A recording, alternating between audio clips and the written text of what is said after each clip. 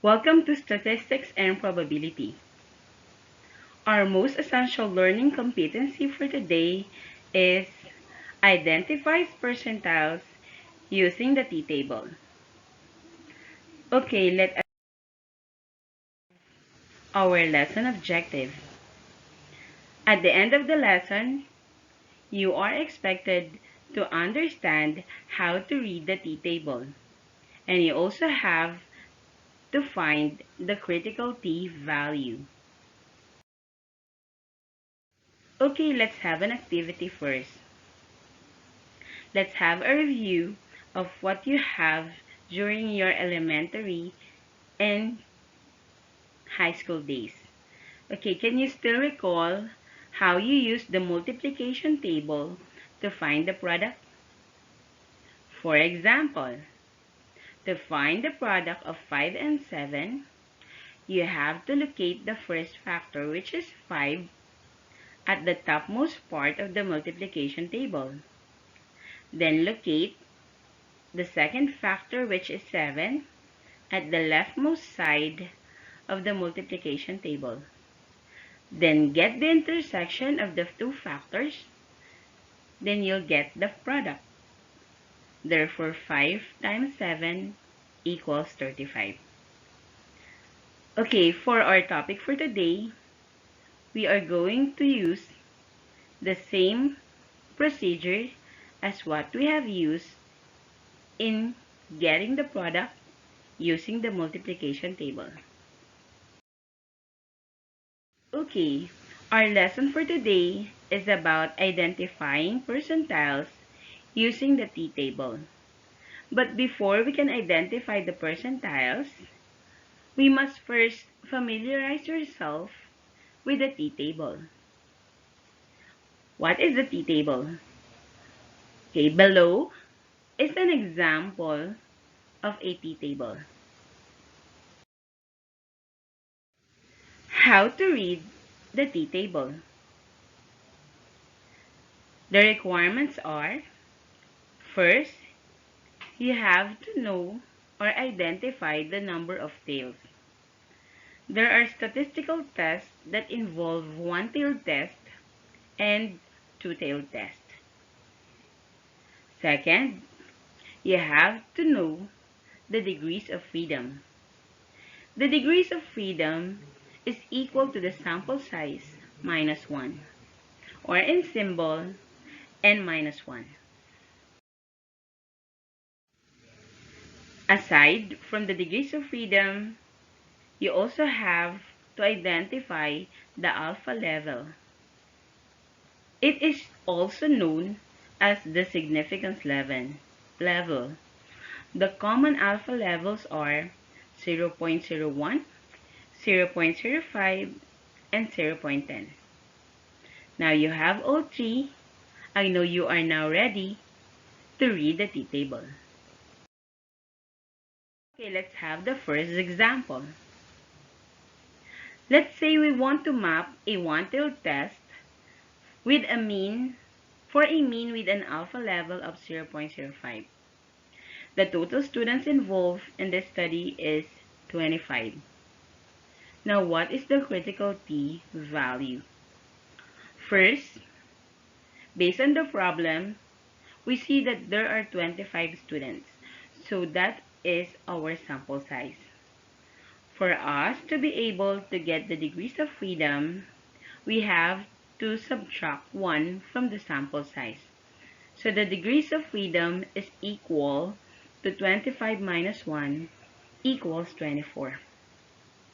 Next, based on the problem, it is a one-tailed test. Okay, let us check our t-table. The highlighted part specifies or illustrates the part where we can see the one-tailed test with different alpha levels. Okay, for the next step, we look for the alpha value. On the given problem, the alpha value or the alpha level is equal to 0.05. So we locate 0.05 under the one-tailed test at the topmost part of our t-table.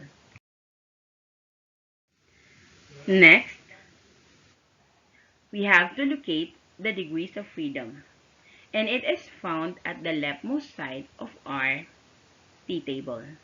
So our sample size is 25, therefore the degrees of freedom is equal to 24. Then, we get the intersection of the two values. Okay, the critical value with an alpha level of 0.05 using a one-tailed test with a degree of freedom equals 24 is 1.711. Okay?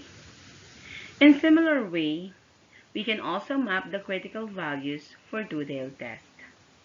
The only difference is you have to select the alpha levels under the two-tailed row. Okay, now I am going to give you another example, but this time I am going to introduce you to an educational application which is called Quexbook. I already have the screenshot of the application. Okay, the first picture is the interface of Quexbook. It is a Filipino-made application.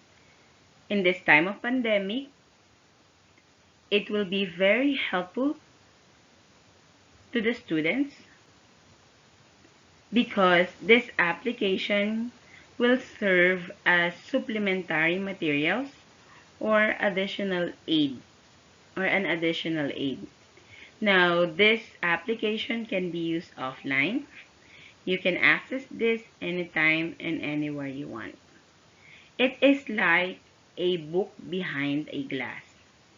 Okay, I downloaded Quexbook app for the subject statistics and probability. Okay, after the interface of the Quexbook, you will be prompted for the different chapters. So you have to look for the chapter that you want to study. Okay, for our lesson for today, it is under chapter 4 entitled Estimation of Parameters. After you select the learning competency or the chapter, you will be prompted to the learning competency. Okay, now our topic is identify percentiles using the t-table. So you have to select that learning competency. You will be prompted to the lecture or the discussion part of the application. So as you can see on the screen, it is how to identify critical values were discussed, and an example on how to look for the t-value was given. Given on the example is the degree of freedom equals 10 and an alpha level of 0.01.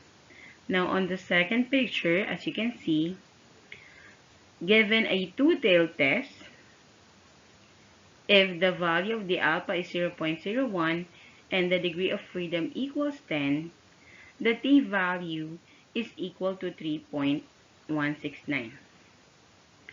For the third picture,